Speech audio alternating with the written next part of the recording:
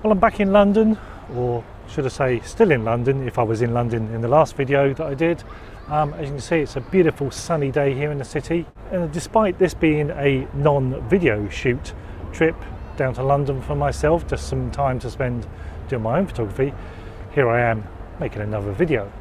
But I'm on the South Bank at the moment, and I just wanted to do another one project video. So I'm going to walk from here at the London Eye down to the Tate Modern, which is actually exactly 1 mile, but that's just a coincidence because my one project today is one camera, and my one camera is my iPhone. So I'm going to use that in combination with the Hipstamatic app. You've probably seen me use this app before. I really like the results you get from it, but it'll make an interesting way of capturing this hotspot between here and Tate Modern, and just get something hopefully different to all the tourist views.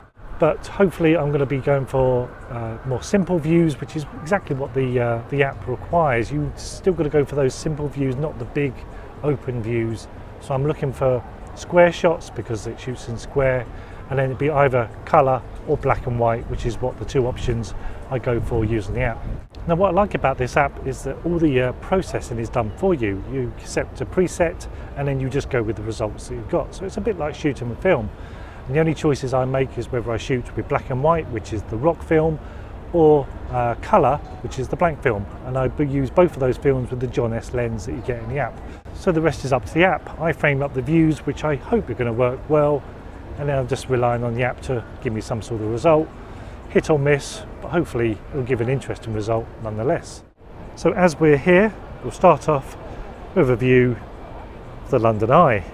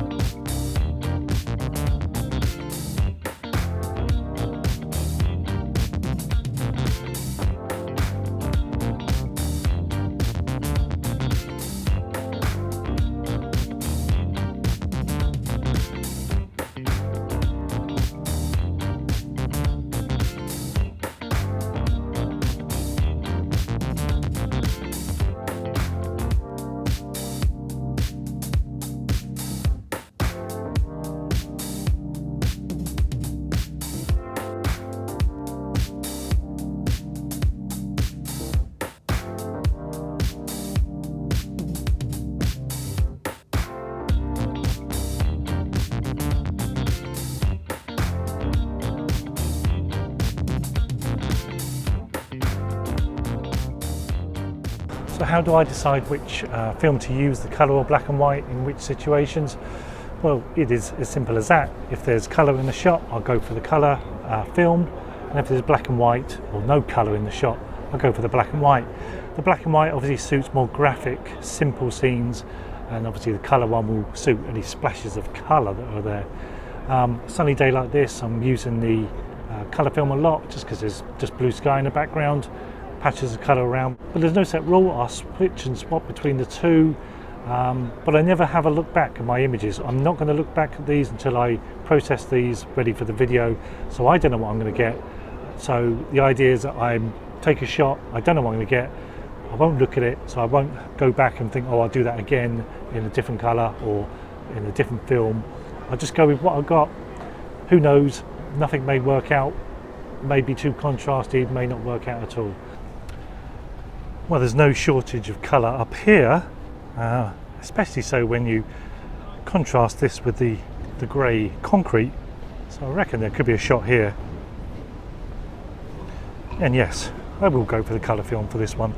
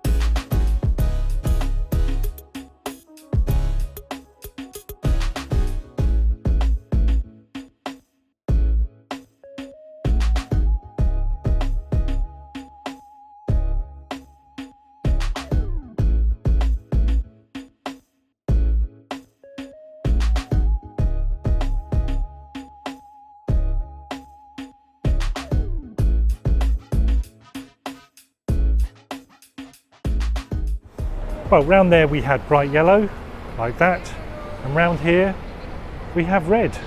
Well, a rusty red anyway.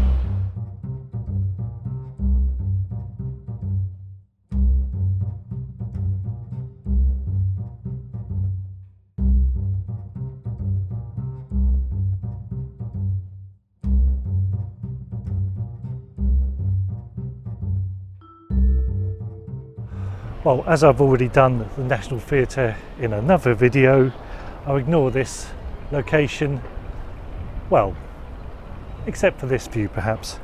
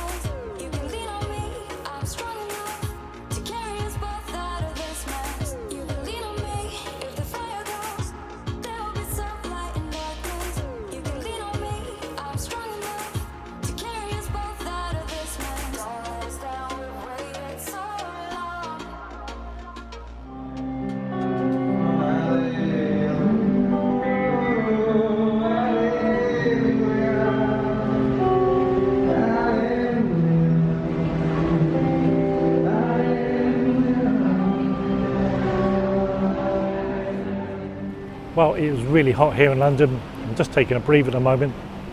I'm almost at Tate Modern / Millennium Bridge, but I think I'm going to use my last bit of the mile to go into Tate Modern and do the staircase, which I haven't shot before.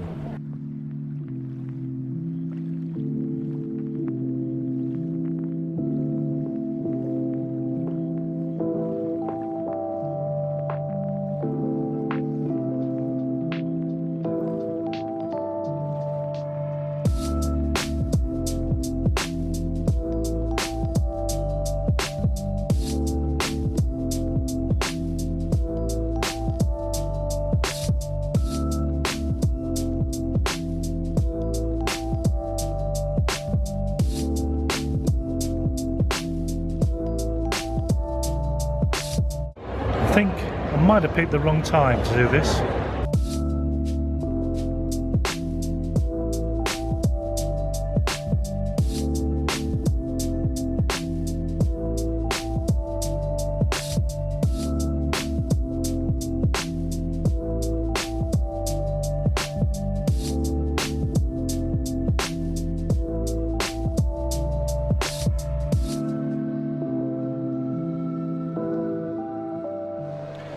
Well, that's another one project in the bag, one camera.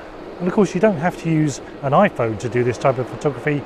You can use any camera phone, most of them shoot in square format at least, and you can just leave the processing as it is, or do a little bit of post-processing to give it a little bit of extra creative touch. But it does make you look at your subjects just that little bit more closely before you take them, keeping it very simple, and that's the whole point of this one project.